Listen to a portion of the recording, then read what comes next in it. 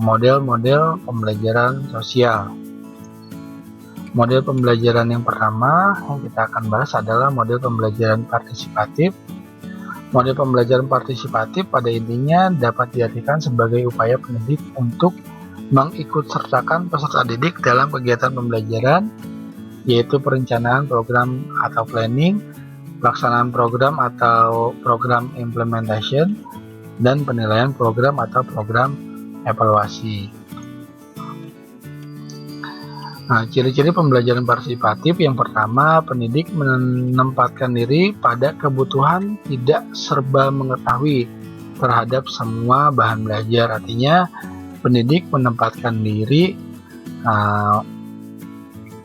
tidak walaupun memang pendidik tahu terhadap semua bahan belajar, tapi menempatkan dirinya tidak mengetahui semua. Artinya tidak semua dijelaskan kepada peserta didik agar peserta didik bisa mencari tahu sendiri nantinya. Jadi berpartisipasi secara aktif dalam kegiatan pembelajaran. Yang kedua, pendidik memainkan peran untuk membantu peserta didik dalam melakukan kegiatan pembelajaran. Artinya peran pendidik di dalam kegiatan pembelajaran yang dilakukan sebagai untuk membantu atau memberi petunjuk agar peserta didik dapat melakukan setiap kegiatan yang dilakukan dalam kegiatan pembelajaran. Yang ketiga, pendidik melakukan motivasi terhadap peserta didik untuk berpartisipasi dalam pembelajaran. Artinya memotivasi peserta didik agar berpartisipasi atau ikut di dalam proses kegiatan pembelajaran agar lebih aktif lagi. Yang keempat, pendidik menempatkan dirinya sebagai peserta didik. Artinya di sana pendidik juga belajar bersama, sama-sama belajar agar peserta didik lebih semangat, dalam artian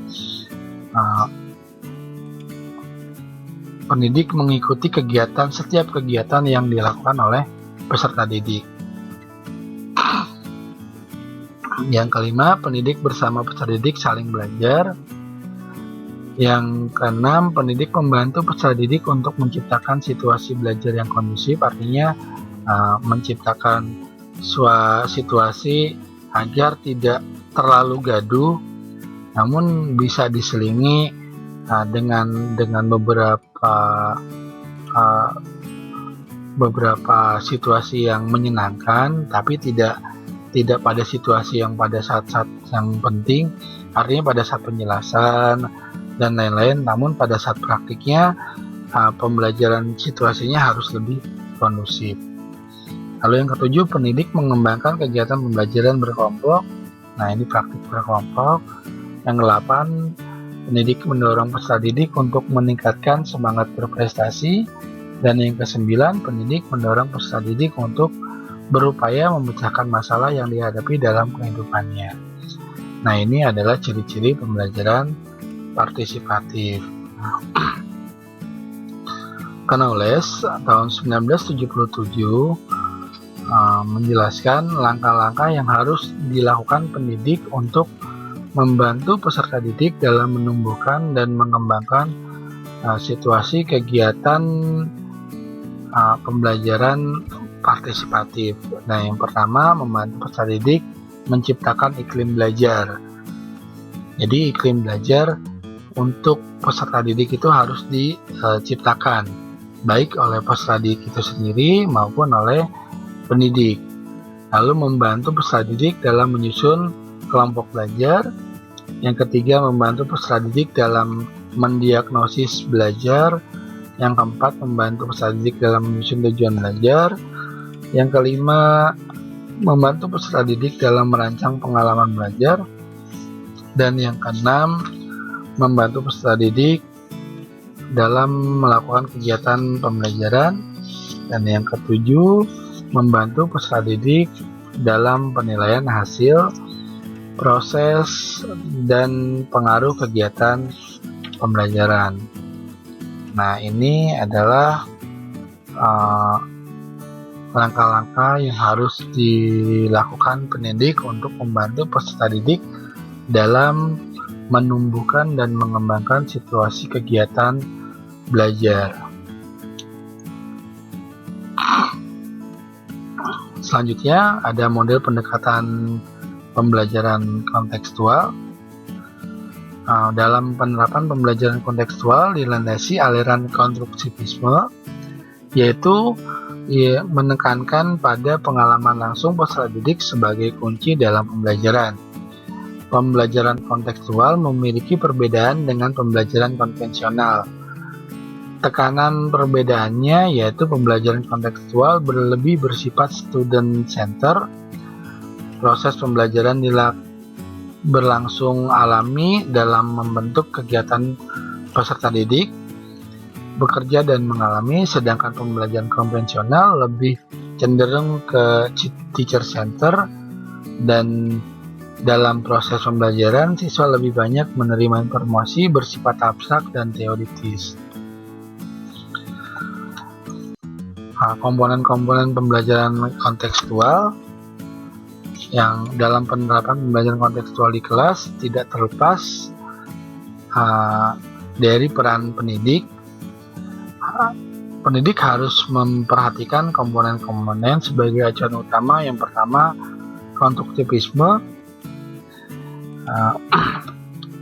Konstruktivisme adalah landasan berpikir di dalam pembelajaran kontekstual, yaitu bahwa pengetahuan dibangun oleh manusia di dalam dirinya sedikit demi sedikit yang hasilnya dapat diperluas melalui konteks yang terbatas. Didasarkan pada pandangan konstruktivisme, tugas pendidik adalah memfasilitasi proses pembelajaran dengan cara menjadikan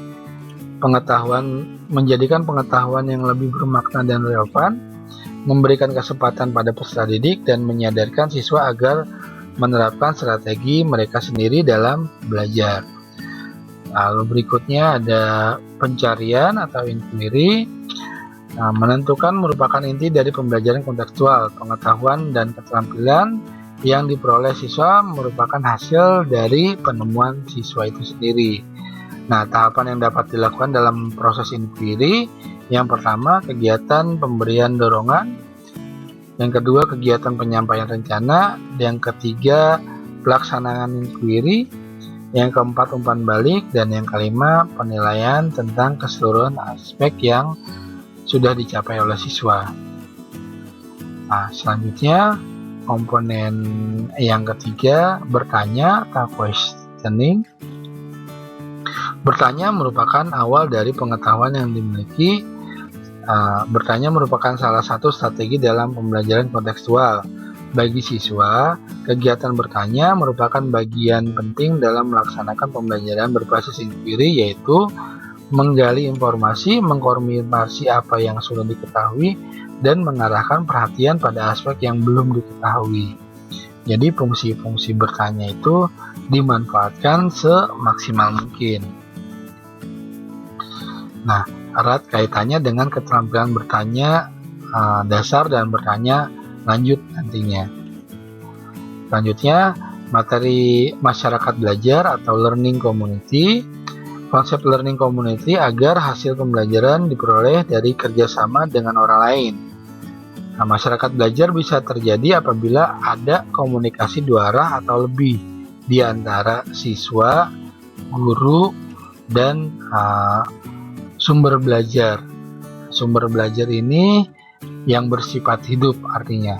Nah, sumber belajar yang bersifat mati tidak melakukan komunikasi, tapi bisa melakukan komunikasi dengan guru, dibantu guru dengan penjelasan.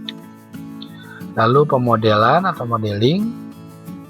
Nah, pemodelan perlu diadakan dalam pembelajaran kontekstual berupa model yang bisa ditiru, model yang dapat dirancang, dan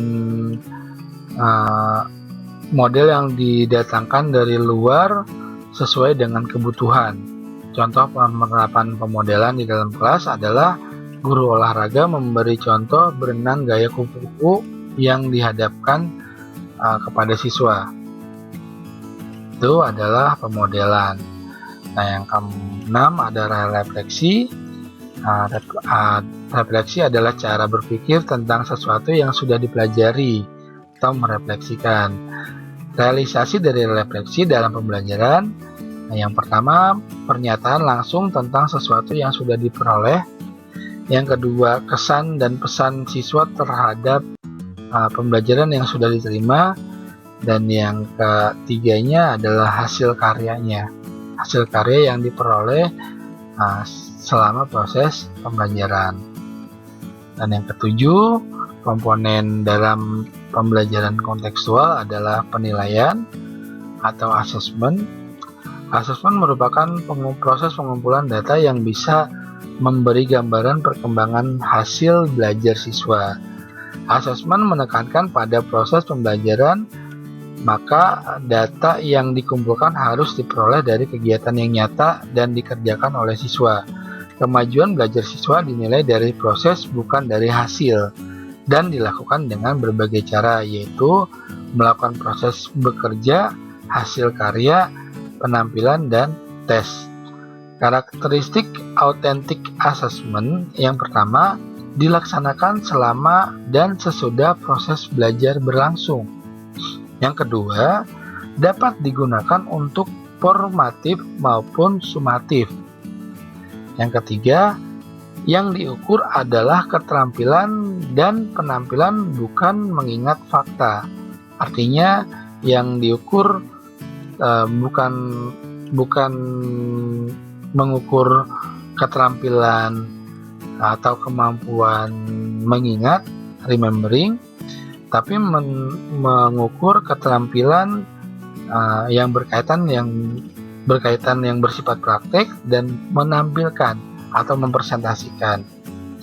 Yang keempat, berkesinambungan, artinya penilaian itu dilakukan secara bertahap dan dilakukan secara terus-menerus. Lalu yang kelima, terintegrasi. Dan yang keenam, dapat digunakan sebagai feedback. Nah, feedback ini atau umpan balik ini penting juga dilakukan dalam sebuah penilaian, karena siswa harus tahu apa yang telah dicapai dan apa yang belum dicapai olehnya di dalam kegiatan pembelajaran. Nah, itu adalah komponen-komponen pembelajaran kontekstual. Selanjutnya, model pembelajaran mandiri. Ini model yang ketiga. Menurut Knowles 1975, belajar mandiri lebih ditekankan pada orang dewasa. Dengan asumsi semakin dewasa peserta didik, maka dapat mengurangi ketergantungan pada orang lain. Kedua, bertambahnya sumber belajar yang bersumber dari pengalaman.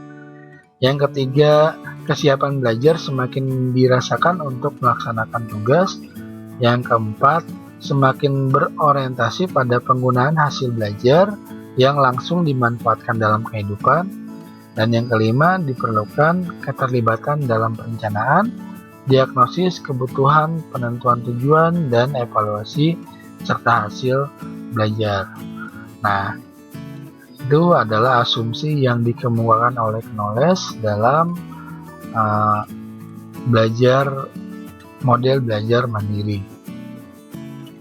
Faktor-faktor yang mempengaruhi kesiapan belajar mandiri, yang pertama, terbuka terhadap setiap kesempatan belajar. Faktor yang kedua, memiliki konsep diri. Faktor ketiga, berinisiatif. Faktor keempat, memiliki kecintaan terhadap belajar. Faktor kelima, kreativitas. Faktor keenam, memiliki orientasi masa ke masa atau ke masa depan. Yang terakhir, memiliki keterampilan belajar. Nah, ke-7 faktor ini merupakan faktor-faktor yang mempengaruhi kesiapan belajar siswa secara mandiri. Nah, jika faktor-faktor ini ada yang kurang maksimal, nantinya kesiapan belajar mandiri siswa atau peserta didik akan tidak maksimal hasilnya. Karena kesiapan belajar mandiri ini kan belajar yang dilakukan secara mandiri tanpa bantuan dari orang lain atau dengan bantuan dari orang lain, namun bantuannya tidak melebihi dari 30% atau 40%. Selanjutnya, peran pendidik dalam pembelajaran mandiri. Menurut Roger 1961, dalam pembelajaran mandiri, peran pendidik sebagai fasilitator dan teman bagi peserta didik. Adapun peran yang harus dilakukan sebagai pendidik adalah yang pertama, mengupayakan atau menciptakan suasana yang membuat peserta didik memperoleh pengalaman belajar. Yang kedua, membantu agar lebih memahami tujuan belajar. Yang ketiga, mendorong untuk dapat mengimplementasikan tujuan belajar. Yang keempat, mengorganisasikan dan mencari kemudahan sumber belajar yang ada. Yang kelima, menempatkan diri sebagai sumber belajar. Yang keenam, merespon peserta didik secara intelektual. Yang ketujuh, mengupayakan berpartisipasi aktif peserta didik. Yang kedelapan, mengambil inisiatif untuk memberikan saran untuk meningkatkan motivasi. Dan yang kedelapan, yang ke-9, selalu berupaya untuk selalu siap dan menunjukkan ekspresi dan perasaan. Yang ke-10, selalu berusaha meyakinkan dan menerima keterbatasan pada dirinya. Nah, itu adalah peran peserta didik dalam pembelajaran mandiri. Jadi peran ini penting dilaksanakan dalam proses belajar mandiri.